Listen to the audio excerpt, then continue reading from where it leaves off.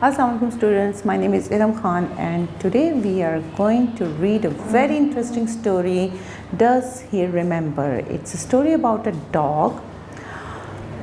एक डॉग की स्टोरी है। उसमें जो आदमी ये स्टोरी लिख रहा है उसने अपना एक पर्सनल एक्सपीरियंस बताया है कि जब वो डॉग्स जो थे वो पपीज़ थे तो वो किस तरह उनको तंग करता था और इसके बाद उन डॉग्स ने उसको क्या रिएक्शन दिया, इसके बारे में है। अच्छा, यहाँ पर सबसे अच्छी बड़ी ज़बरदस्त बात यह है कि डॉग्स की जो मेमोरी होती है वो बहुत शार्प होती है और उनकी क्वालिटी है, उनकी सिक्स्थ सेंस भी बहुत अच्छी होती है।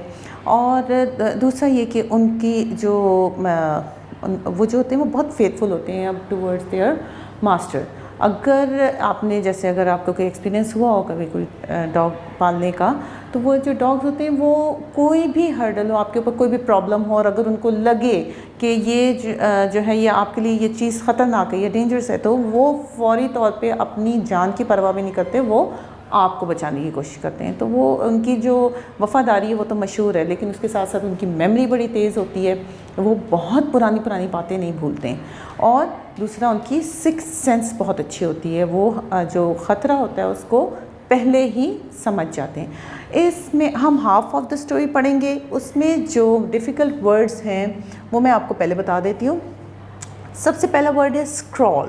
स्क्रॉल का मतलब होता है टू राइट रफली, ड्रॉ करना या किसी चीज़ को रफली लिखना।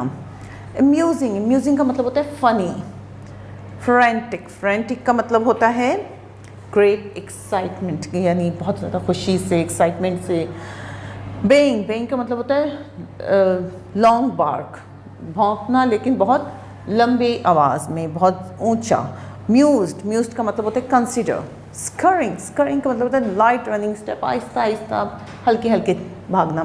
फंबल का मतलब होता है हैंडल ऑकवर्डली, किसी भी चीज़ को आप जो है वो बड़ी केयरलेसली या बड़ी मुश्किलों से किसी चीज़ को हैंडल करें, वो फंबलिंग कहलाता है।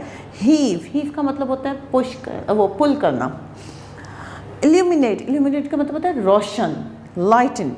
स्क्वीड जब हम कोई पुरानी चीज़ खिसकाते हैं, कोई भारी चीज़ खिसकाते हैं या पुराना दरवाज़ा कोई बंद करते हैं तो उसके अंदर से एक आवाज़ आती है ना, that's called squid and screech. उसको दो उसके वर्ड्स होते हैं उसके लिए।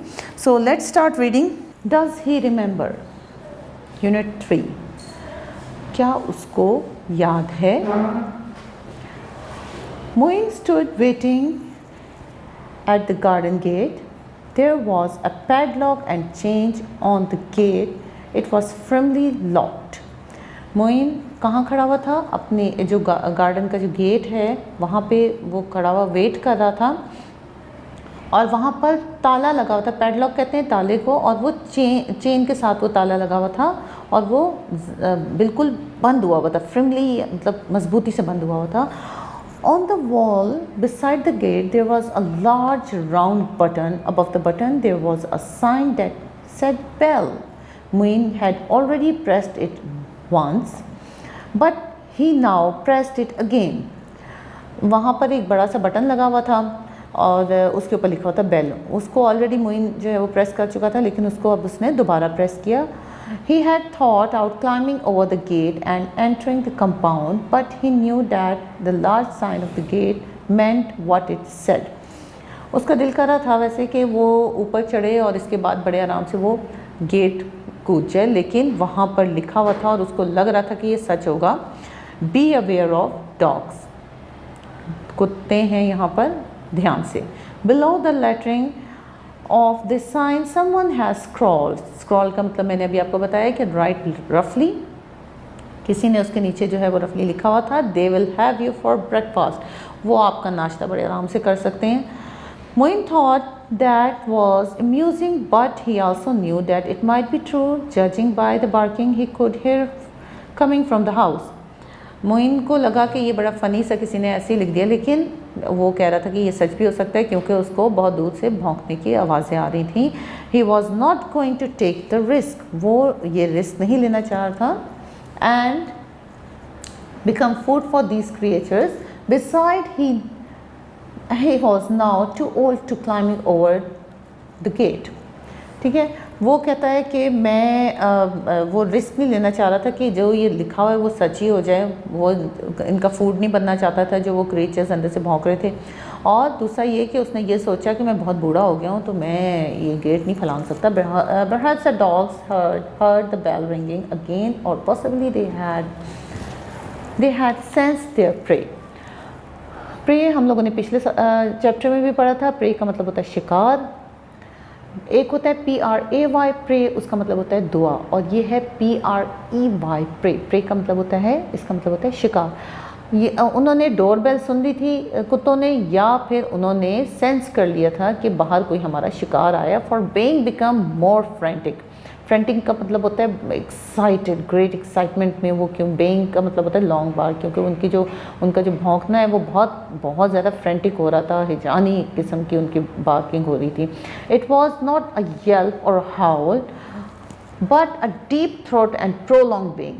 वो कोई आम डॉगी की तरह जो है वो हाउल नहीं कर रहे थे, लेकिन वो अंदर से आवाज़ें निकाल रहे थे, बिल्कुल गले के अंदर से आवाज़ें निकाल रहे थे। और बड़ी प्रोलॉन्ग का मतलब होता है काफ़ी लंबी उनका भौंकना था। The animal were obviously hungry. जैसे बहुत ज़्यादा भूखे होते हैं जो एनिमल्स होते हैं, ख़ासतौर पर कुत्ते, वो जिस तरह की आवाज़ें निकालते हैं उस तरह की निकाल रहे थे। Moin waited and mused about old days.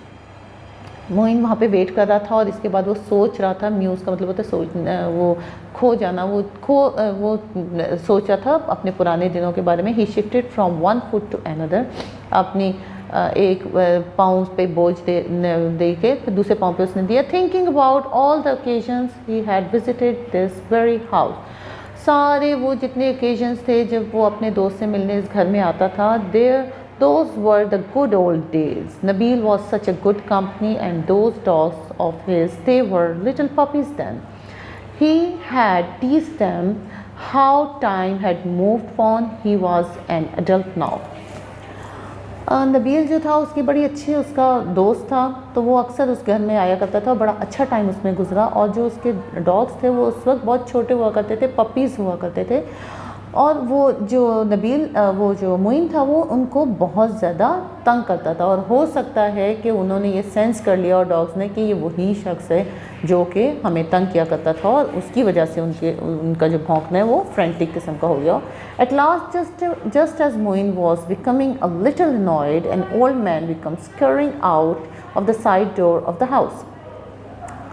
जब वो काफ़ी तंग आ गया और बड़ा परेशान हो गया कि अभी तक किसी ने दरवाज़ा नहीं खोला, 2 दफ़ा वो बेल दे चुका था, तो उसने फिर एक जो आदमी है वो बड़ा हल्के से स्टेप लेता हुआ अपनी तरफ से भाग रहा था, क्योंकि बूढ़ा आदमी था। तो वो वो आहिस्ता चलता हुआ वो वहाँ पर दरवाजे के पास आया। He appeared with his urgent shuffle to be hurrying, but he took forever to reach the gate.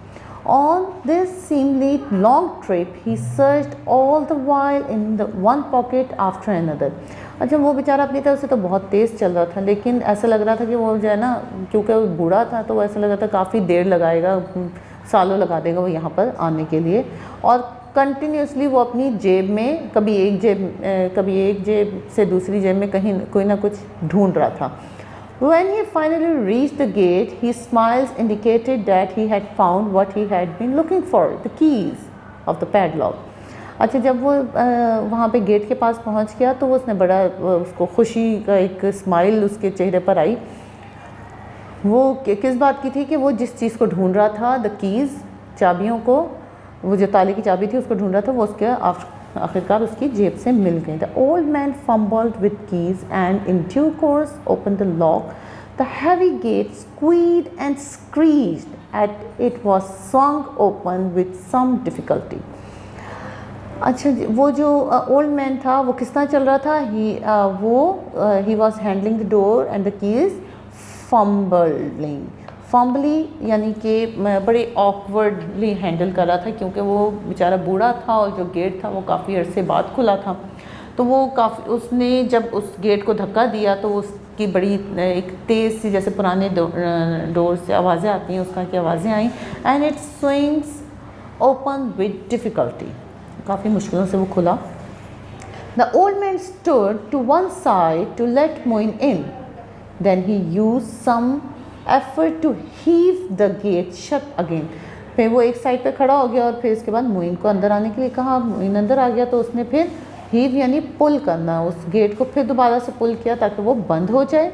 It was apparent that the gate had not been open in long while. अच्छा, इससे क्या पता लग रहा था कि जो गेट है वो काफ़ी अरसे से नहीं खुला था। Moin waited for the old man to lock the gate, more fumbling, then he followed them to the front door. Followed him to the front door. अच्छा, मोइन जो है वो इंतज़ार करता था कि ये गेट बंद करें और इसके बाद उसके पीछे चल पड़ा फ्रंट डोर की तरफ। The being from the depth of the house reached new height. कैसी हो गई वो एक वो जो है ना वो ऊंची होती गई। Moin was determined to keep close to the old man staying a step behind him. अच्छा, वो इस इरादे में था कि ये जो है ना मैं इस आदमी के पीछे ही रहूँ ताकि अगर कोई ख़तरा हो या कोई कुत्ता आए, सामने कोई जानवर आए तो मैं इनके पीछे ही रहूँगा ताकि ये मुझे बचा सकें। On entering the hall Moin was shown into a large dark living room. On entering the hall, Moin was shown into a dark, large living room. The heavy curtains on the windows kept out the light.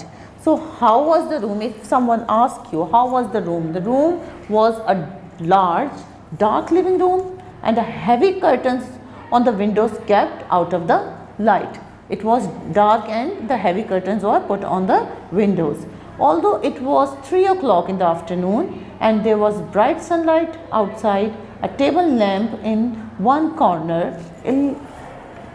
emitted a dull glow that partially illuminated a small section of the room. अब वो जो room है ना उसकी सारी पूरा एक नक्शा बता रहा है कि किस तरह का था। वो डार्क लिविंग रूम था, बिल्कुल अंधेरा था वहाँ पर क्योंकि बहुत गहरे हैवी कर्टन्स वहाँ पर डले हुए थे। तो और हालांकि बाहर जो है वो 3 बज रहे थे और बड़ा सनी ब्राइट डे था, लेकिन इसके बावजूद वहाँ पर कमरे में अंधेरा किया हुआ था। और इस कॉर्नर पर एक जो लैंप था छोटा सा वो जल रहा था और उसने एक छोटा सा हिस्सा रूम का वो इल्यूमिनेट मतलब रोशन किया हुआ था। Moin could just make out the figure of someone sitting on the sofa near the lamp. Moin को पता लग गया कि कोई ऐसा साया सा उसको महसूस हुआ कि हाँ भाई कोई सोफे पे बैठा हुआ है। Hello dear Moin, came a greeting from a shadowy form. It's been many years. अच्छा, वहाँ पर जो है ना वो शेडो में से उस हॉल में से आवाज़ आई कि हेलो डियर मोइन, तो बहुत सालों बाद तुम मिले हो। Nabil, is that you? Asked Moin nervously. Nabil, क्या ये तुम हो? उसने बड़े नर्वस होकर उससे पूछा। यस, द रिप्लाई केम। हाँ जी, ये मैं ही हूँ। The baying continued, but since there was no visible movement in the room, Moin was hopeful that the hounds were behind the secure door somewhere. अच्छा, उसने कहा कि ये जो बेइंग है वो आ तो रही थी लेकिन वहाँ पर कोई और चीज़, क्योंकि अंधेरा था तो कोई और हिलती हुई चीज़ महसूस नहीं हो रही थी, तो उसने ये तसल्ली कर ली थी कि जो हाउंड्स हैं, जो डॉग्स हैं वो किसी रूम में लॉक हैं। But he was not completely convinced that it was true. लेकिन वो completely उसको यकीन नहीं था कि जो मैं कह रहा हूँ वो सही भी होगा। Moin edged forward towards Nabeel. Moin जो है वो नबील की तरफ गया। Wait there, Moin, said Nabeel. The dogs have been locked in the bedroom, but Balubari is asleep here beside me. उसने कहा कि उधर ही वेट करो, सारे डॉग्स जो हैं वो बेडरूम में लॉक हैं, लेकिन जो बलूबरी है, जो एक डॉग है, वो मेरे साथ ही सो रहा है। Blueberry, said Moin, cast shocked, उसको बड़ा शॉक लगा।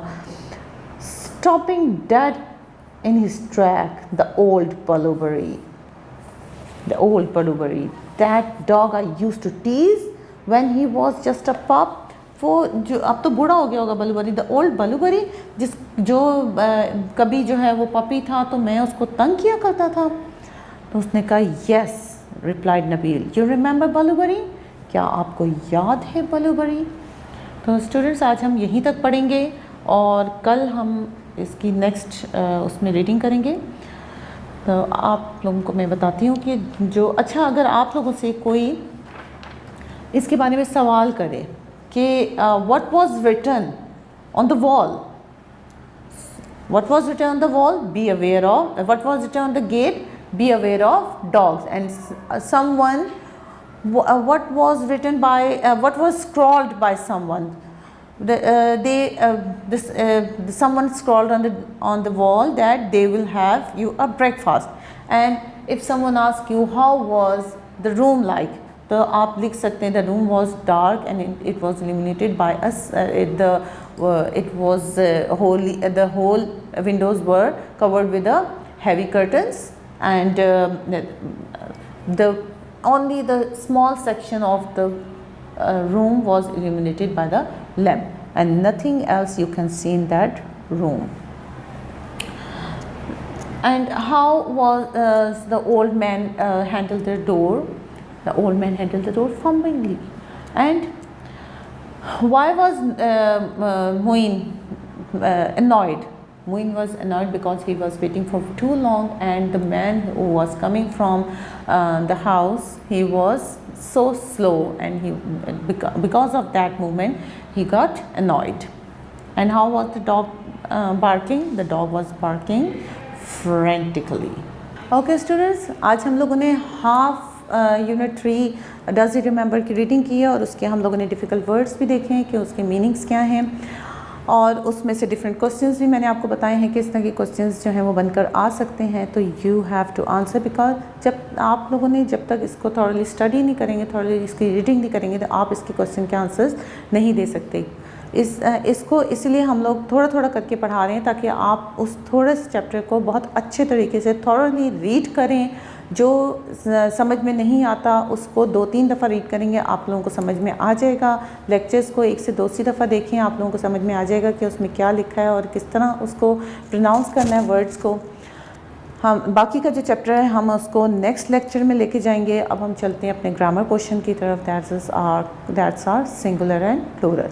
अच्छा जी, हम लोगों का जो ग्रामर पार्ट है आज के डे का, आज हमारे लेक्चर में है सिंगुलर प्लूरल। सिंगुलर प्लूरल वाहिद जमा जो हम लोग अक्सर यूज़ करते हैं for single we use singular and for the plural we use plural noun. जैसे मैंने अभी आपको जब नाउन की वो बताए थे, टाइप्स बताई थी, तो उसमें भी मैंने आपको सिंगुलर प्लूरल के बारे में डिफ़ाइन किया था। अच्छा जी, इसकी कुछ तो होते हैं प्लूरल विद नो चेंज, जैसे शीप है, शीप का शीप ही रहेगा, इसका प्लूरल कभी शीप्स नहीं होता। हेयर का हेयर ही रहेगा, इसका प्लूरल कभी हेयर्स नहीं होता। आयरन का आयरन ही रहेगा, आयरन्स नहीं होगा। फिश फिश ही रहेगा। अच्छा, इसमें समटाइम्स फिशेस हम लोग यूज़ करते हैं, but why when there is lots of varieties. Varieties जब होती हैं ना, फिर हम लोग उनको क्या करते हैं कि हम लोग फिशेस का इस्तेमाल करते हैं। जैसे हम कहें कि in the sea there are lot of fishes, क्योंकि वहाँ पर जब वेराइटीज़ आ जाती हैं तो हम फिशेस का इस्तेमाल करते हैं, वरना हम लोग फ़िश का हम लोग जो प्लूरल है वो फ़िश ही रखते हैं। ठीक है, शीप का शीप ही रहेगा, हेयर का हेयर ही रहेगा, नेवर यूज़ हेयर्स। अच्छा, ये तो मैंने आपको बताया कि जिनके आगे एस नहीं लगाते, ठीक है। वरना हम लोग प्लूरल कैसे बनाते हैं, हम किसी भी वर्ड के आगे एस लगा देते हैं तो वो उसका प्लूरल बन जाता है। जैसे कि हम girl girls, shop shops, driver drivers. ठीक है, इस तरह आपके जो वर्कबुक है ग्रामर की, उसमें भी आपके पास बहुत से हैं। पेपर पेपर्स, कुछ होते हैं हम उनको उनके साथ ई एस या वी ई एस या आई ई एस या एस लगा देते हैं। किस तरह, if the spellings end with CH, SH, XO या double S, इनसे अगर स्पेलिंग एंड हो रही है तो हम लोग उसका प्लूरल कैसे बनाएंगे, हम लोग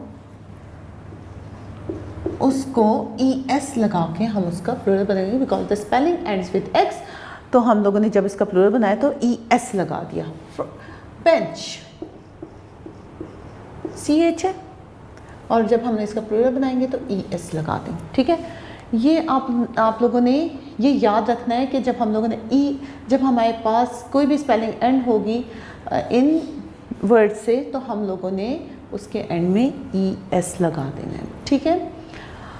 VES कब लगाते हैं?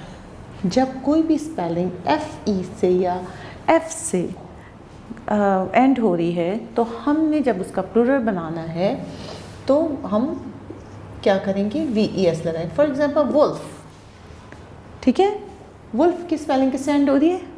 F से, और हम लोगों ने जब इसका प्लूरल बनाना होगा तो F को हटा के हम VES लगा देंगे, वुल्फ्स, ठीक है। These are the rules. अच्छा, एक स्पेलिंग होती है जिसके एंड में Y आ रहा होता है, लेकिन उससे पहले अगर कॉन्सोनेंट होगा तब तो हम उसको IES में चेंज कर देंगे। अगर उससे पहले Y से पहले वॉवल होगा तो हम उसकी स्पेलिंग चेंज नहीं करेंगे। For example, I said what is the plural of country। अब हम लोगों ने देखना है कि Y से पहले क्या है, कॉन्सोनेंट है या वॉवल है। अगर इसके शुरू में कॉन्सोनेंट है तो we will change country into countries, IES, ठीक है। But when there is a vowel before Y, we will not change the spelling, we will just put S and make the plural, ठीक है। ये कुछ steps होते हैं singular को plural बनाने के लिए, ठीक है।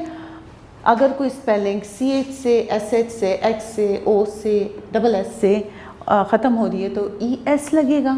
अगर कोई स्पेलिंग FE से या F से एंड हो रही है तो उसको हम लोग VES में कन्वर्ट कर देंगे। अगर कोई भी स्पेलिंग Y से एंड हो रही है लेकिन उससे पहले कॉन्सोनेंट है तो हम उसको IES से कन्वर्ट कर देंगे। और अगर Y से पहले वॉल है तो हम लोग उसकी स्पेलिंग चेंज नहीं करेंगे, just we will put S and make it a plural, ठीक है।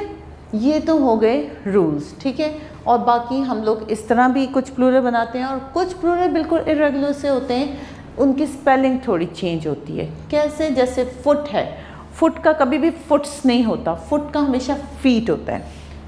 वुमेन, वुमेन एक औरत, विमेन ज़्यादा, it's not, most of the people they set women, इसकी प्रोनाउंसिएशन विमेन होती है। Man, man, tooth, teeth, child, children. These are the some examples of irregular singular plural, ठीक है। और ये भी आप लोगों को पता लग गया कि ये भी, इनके भी कभी भी चेंज नहीं होते। ये वो नाउन्स हैं जो प्लूरल तो हो जाते हैं लेकिन विद नो चेंज, और ये इरेगुलर नाउन्स होते हैं जिनकी स्पेलिंग्स टोटल चेंज हो जाती हैं। और कुछ हम लोग S लगा देते हैं और कुछ के साथ हम लोग जो है उनको दिखाने के लिए हम लोग उनकी स्पेलिंग्स देखते हैं और स्पेलिंग्स के हिसाब से उनको चेंज कर देते हैं। सो आपके पास देखिए, जैसे driver, drivers, singer, singers, copy, copy के आगे COPY, तो Y से पहले क्या लग रहा है? कॉन्सोनेंट लग रहा है तो हमने कॉपीज कर दिया, IES लगा दिया। मंकी, मंकी में क्या हो रहा है? Y से पहले आ रहा है, वॉल आ रहा है, तो हम लोगों ने उसका जो स्पेलिंग है वो चेंज नहीं की, जस्ट S पुट कर दिया। अब आपके पास एक इरेगुलर नाउन आ गया, वो है women, women, child, children, dish, CH से स्पेलिंग ख़त्म हो रही है तो हमने क्या कर दिया उसको डिशेस, ठीक है। स्टूडेंट्स, स्टूडेंट्स, कंट्री, R के बाद Y आ रहा है, कॉन्सोनेंट के बाद IES लग गया। Friend, friends, it's a normal regular. Plant, plants, book, books, और इसी तरह आपके आगे भी सारे ये आप लोगों को सिंगल प्लूरल दिए हुए हैं। आप इनको रीड कीजिएगा और मुझे बताइएगा कि आप लोग कितना इसको समझे हैं और कितना इन चीज़ों को याद रखें और ये इरेगुलर्स को याद रखें, तो ये आप लोगों के सिंगुलर प्लूरल आपके लिए बहुत आसान हो जाएंगे, ठीक है। अच्छा जी, नेक्स्ट हम लोग अपने उसमें पढ़ेंगे। आप लोग भी एक दफ़ा रीड कर लीजिएगा, डज़ ही रिमेंबर की रीडिंग हम लोग नेक्स्ट हाफ की करेंगे अगले अपने लेक्चर में। आप लोग भी रीड करके रखिएगा और जो डिफ़िकल्ट वर्ड्स हैं उसको अंडरलाइन करके और उनकी स्पेलिंग ज़रूर याद कीजिएगा। आज से आपकी वोकैबुलरी भी बढ़ती है और आपकी प्रोनाउंसिएशन भी अच्छी होगी, ठीक है।